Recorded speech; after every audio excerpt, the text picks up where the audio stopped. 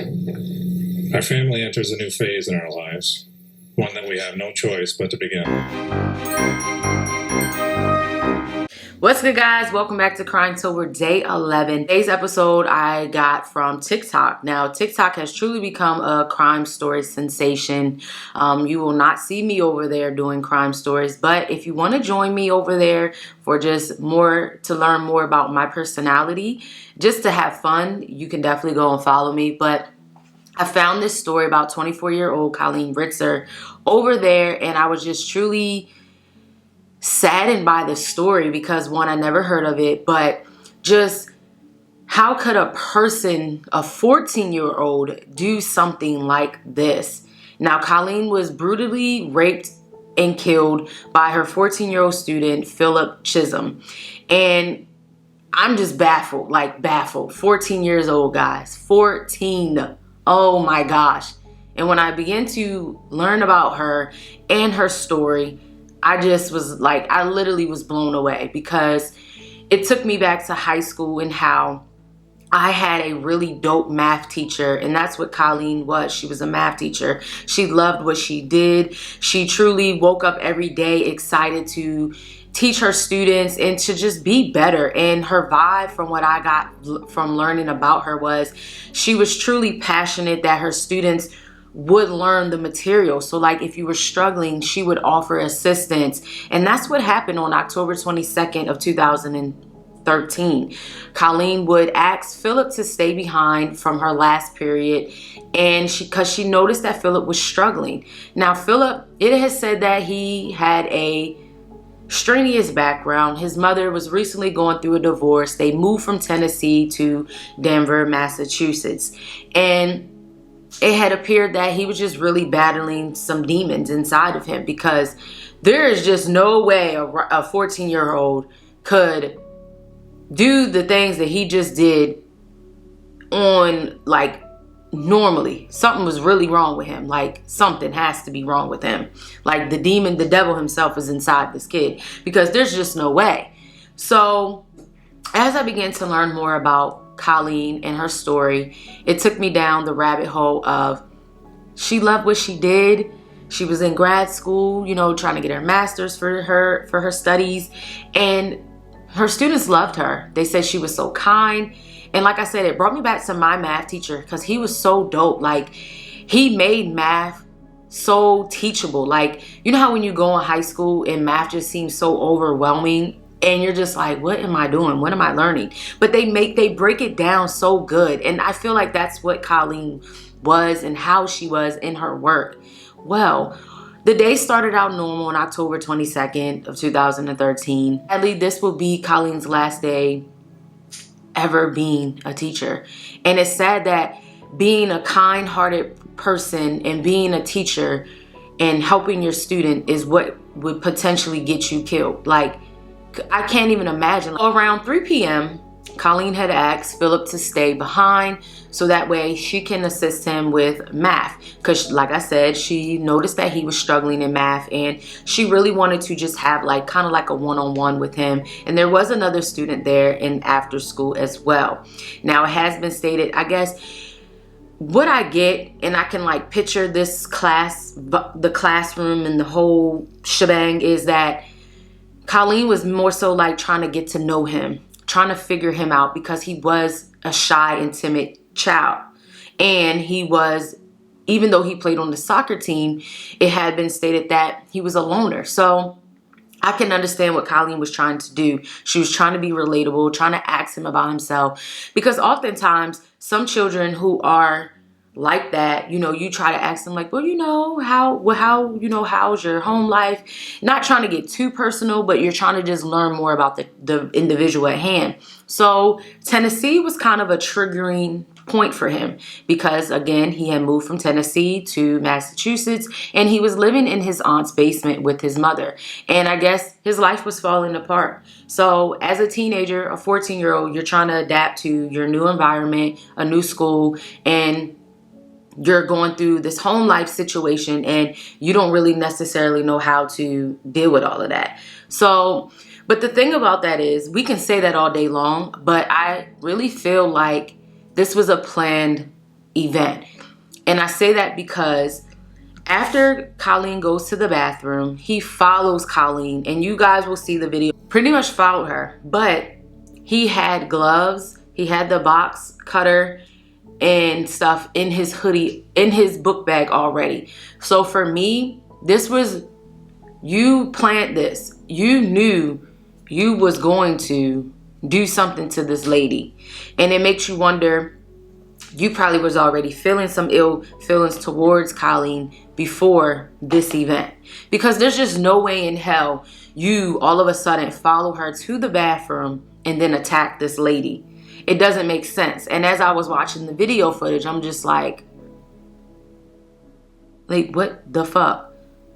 So as you guys seen from the video footage, you see he literally followed her, and it had been stated that he slit Colleen's throat 16 times, he raped her, and then put her body into that actual trash bin. And as you guys seen in the video, you see him going back and forth and throughout the school. And I'm just like, I know it's after school, but where are the people at? Because when I was in after school getting assistance, there were still teachers there and stuff like that. Like, y'all didn't find that man suspicious? Like, him roaming back and forth? And I know it's after school, but damn. So see, someone was about to go into the bathroom as well. She could have been killed here. She could have been killed too if she would have stayed. And if she didn't think somebody was changing or whatnot. Like, can you imagine? Well, that's not only it. After he dumped her body in the wooded area, he basically takes Colleen's underwear and he sticks a branch up her vagina and he positions her as if she was, you know, raped, and he left her there. And then he leaves a note saying, "I hate you all." And my thing is, who do you hate? This woman was nothing but nice to you. This woman wanted to help you. And you took a good teacher that cared. You know how hard it is to get a good teacher that fucking cares these days? Especially now, in 2021. Do you know how hard it is? And you know what? And I'm thinking, back in 2013, we were a year apart.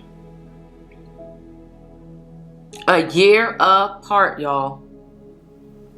And you did that sick shit to that lady. A lady who just wanted to help you. So Colleen was still living at home at the time of her demise. And when she didn't return home, her father knew something was off because Colleen was very punctual. Just not in her character not to let her family know if she was running behind. So father goes to the school. He doesn't necessarily see her. So he reports Colleen missing. Now at the time, police did not place the two together because Philip was also missing as well. But you know what's so trifling is, after he dumped her body, he took her credit card and he got a movie ticket and something else or whatever. And I'm just like,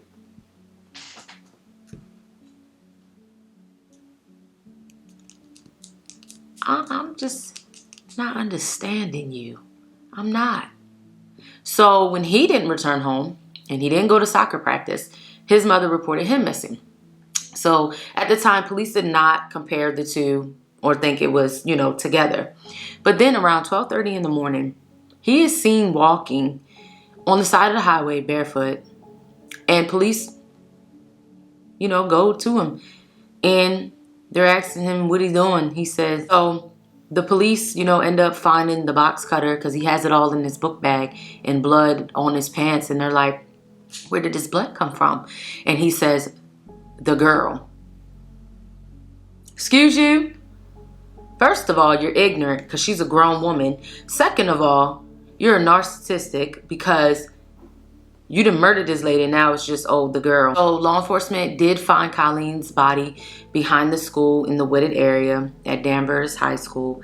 And they said that they do believe that Colleen's murder was sexually motivated and that she may have been alive during the rape or whatever. And I'm just like, a 14-year-old literally planned this. And my thing is, in the video, he was seen running back and forth. He was seen talking to people that were on the soccer team.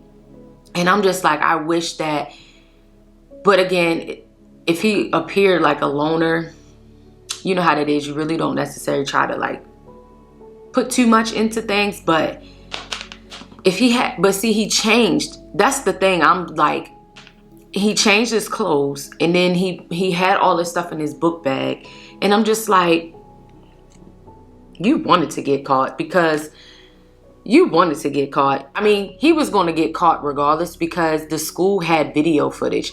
So that was just dumb off the rip anyway. The school already had video footage of him literally running back and forth so many damn times, changing his clothes so many times. Like, you was going to get caught. You was going to get caught. I was about to call him sis. You was going to get caught, homeboy. Like, you were going to get caught. If it wasn't that night, your ass was definitely going to get caught, because I'm pretty sure law enforcement would have asked, hey, do you have video footage? And they would have ran that video footage and found that you literally stalked and preyed on Colleen. So goes to trial. He pleads not guilty with insanity, saying that he was in a psychosis phase when he attempted this. But I'm like, people are like, that's a lie, because you literally planned this. You literally had the box cutter and the gloves in your book bag, and you put it on before going into that bathroom and attacking Colleen. You knew what you were doing, sir. You knew what you were doing. Stop playing these games. He was sentenced to 25 years for first-degree murder, sentenced to 2 40-year consecutive terms for the aggravated rape and robbery. So he will be eligible for parole when he turns around 57. So Colleen's parents are trying to speak out about this new bill that would basically end life without parole. And they say, although Philip will not be eligible for that, they are worried about other people's families who committed these heinous crimes, and that these people can literally get out after 25 years of committing a crime like that. I mean, basically, like, what he did was wrong. Like, although his case is not eligible for that, they want it to be known that no one who commits a crime like that and plans it should be allowed to get that opportunity after 25 years. Like, you planned it. And the crazy thing, I almost left this out, is while he was awaiting trial, he attacked a lady at the detention center. And if it wasn't for somebody coming in, that lady could have died. Like, he literally walked barefoot so that way she could not hear him. And he literally attacked her and stabbed her with a pencil. He should have got motherfucking life without no goddamn parole. He ought to spend his last days in there. And if you guys watch the Julius Jones case, you guys know how I feel about the death penalty. He needed to serve those years and sit and think about what the hell he has done, because death is too easy. He needed to sit in there and be tortured for what he has done to that lady. And it's sad and it's sick. Oh my goodness. I would be ashamed as a parent if my child ever did some shit like that. Like, I don't know if I could love my kid for doing some shit like that. Like, I just don't know. I know that's easier said than done. I pray I'm never in a situation as such. That's why I'm trying to raise my son and my daughter that, you know, with what's going on in the world, it's okay to be rejected by people. It's okay to, you know, that we're going to have moments in life where things are going to always go according to your plan, but God has a bigger plan for you. You know, that's why I have talks with my children, because the Mia Marciano, I hope I'm pronouncing her name right, case has my spirit off, because there should never be a time where a person cannot handle, a grown person at that, cannot handle rejection. Never should it be. It should never come to you wanting to kill somebody because they don't want you or they don't like you enough as much as you like them. Yeah, it hurts.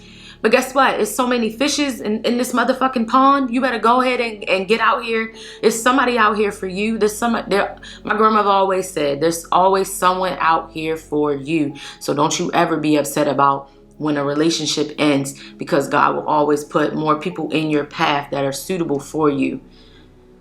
But that's today's episode, guys. I hope you enjoyed, and I'll see you guys for day 12. Bye, guys.